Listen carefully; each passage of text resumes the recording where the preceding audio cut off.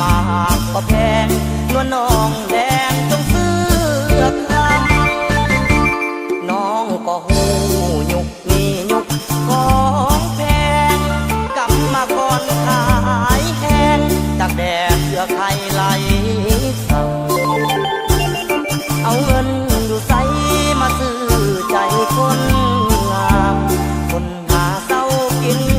คำเห็นใจแน่นาความจนเสียใจเขาลืมไหลหาเก่ามีคุณลูกห้วยหล่อเหลามาขอน้องเจ้าแต่งงาน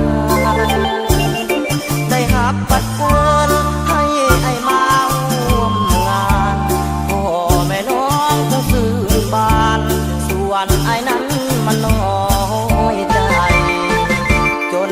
เงินแต่งบ่ได้น้องแดงมาทองจนทั้งเงินทั้งทองพร้อมกระดองของใสขาดเกินเงินคำบ่ได้ผลงามเพียงกายวาสนาผู้หายบ่หวังได้แห่งน้องแน่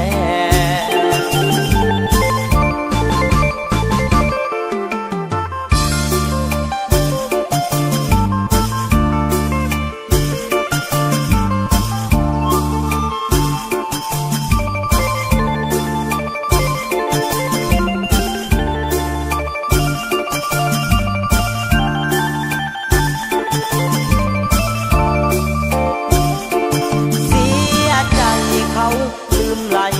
หาเก่ามีคุณลูกห้วยหล่อเหลามาขอน้องเจ้าแต่งงานได้หับปัดเชิญให้ไอ้มาร่วมงาน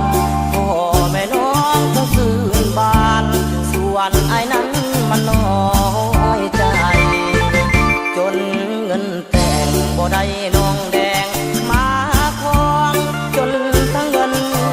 ทั้งทองพร้อมกระดอ